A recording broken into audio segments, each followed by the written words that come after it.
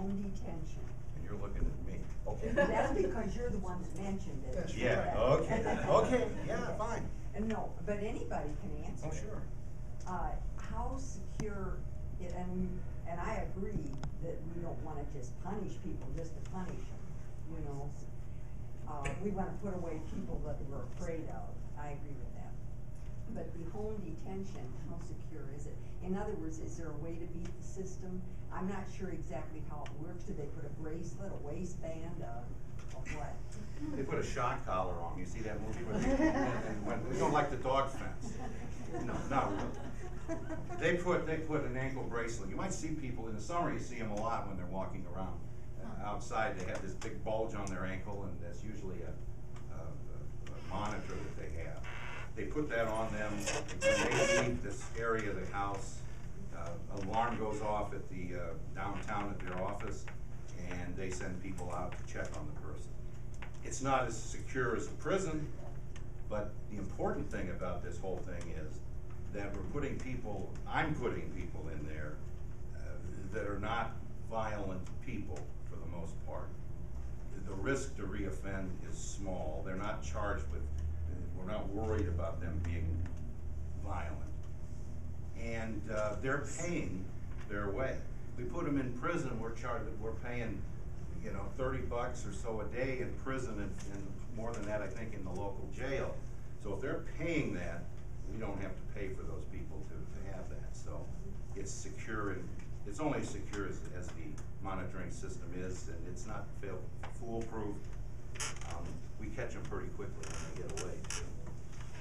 Okay, just to add to that, if I may, as far as home detention goes, those people on home detention, the home that they live in, all right, it has to be drug-free, alcohol-free, and they have a lot of officers that periodically drop in to check everything in the house. So that gives them an environment wherein it's probably was better than what it was before they got on that house arrest, home detention. So.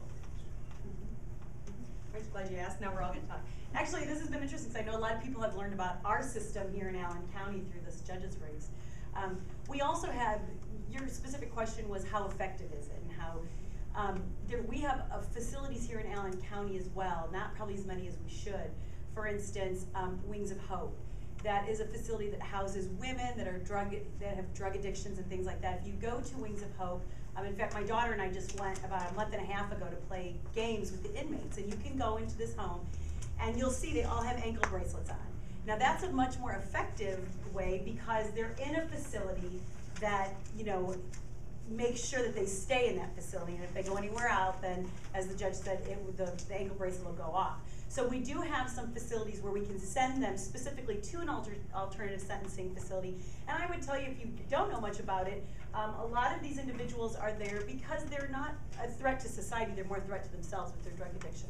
So I think it's good for us as a community, or those of us in the criminal justice system, to go and be a part of that, to see what they're doing.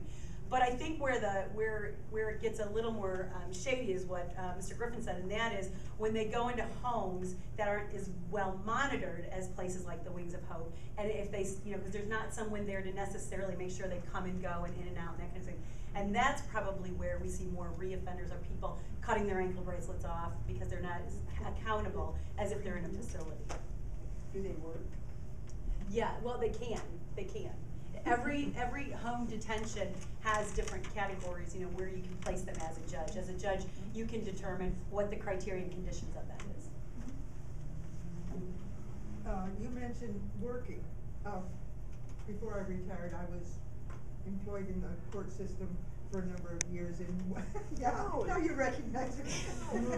Anyway, at that time, the home detention programs all required the participants to work. In this economy, how does that work out? Is that still a requirement? And how in this economy, if you're in the court system, can you find a job? That's tough. I'll speak to that as a prosecutor, because a lot of times as a prosecutor, because we go to the judge for sentencing, so if we were in Judge Scheibenberger, you know, we go to the judge and say, you know, we want the conditions of probation. One of the conditions of probation typically, or, you know, that's where you see mostly. Number one, you've got to have a supply job.